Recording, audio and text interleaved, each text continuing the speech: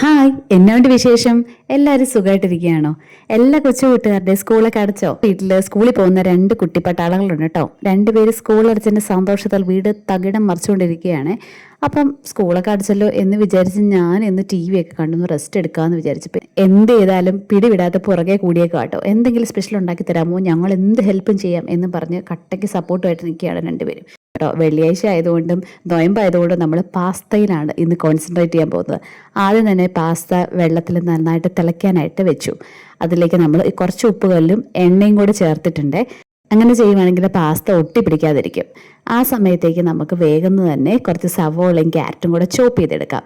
ഇതിലേക്ക് അരിഞ്ഞു വെച്ചിരിക്കുന്ന ബീൻസ് കൂടി ചേർത്ത് തക്കാളി വേണമെങ്കിൽ ആഡ് ചെയ്യാം കേട്ടോ. ഞാൻ തക്കാളിയും കൂടെ ആഡ് ചെയ്തിട്ടുണ്ട്. ഇച്ചിരി ആ പുളി വരുന്നത് നമുക്ക് ഭയങ്കര ഇഷ്ടമാണ്. ഇത്രയൊക്കെ ആവശ്യത്തിലധികം വെജിറ്റബിൾസ് ഒക്കെ പിള്ളേരെ കഴിപ്പിക്കാനുള്ള സൂത്രമാക്കി വഴറ്റി മാറ്റി വെച്ചിട്ട് ഇനി മറ്റൊരു പാൻ എടുത്തിട്ട് അതിലേക്ക് ഗാർലിക് ബട്ടർ ആഡ് ചെയ്യുക. അതിലേക്ക് 1 ടേബിൾ സ്പൂണോളം ഗാർലിക് വെളുത്തുള്ളി ചെറുതായിട്ട് ചോപ്പ് ചെയ്തും കൂടി ചേർത്ത് വഴറ്റുക. 1 table spoon ginger garlic paste ചേർത്ത ശേഷം അതിലേക്ക് കുറച്ച് നൂഡിൽസ് പാസ്ത മസാലയും കൂടി ചേർത്തിട്ടോ. ഇതൊക്കെ നമ്മുടെ ഫ്ലേവറിനനുസരിച്ച് ചേർക്കാവേ.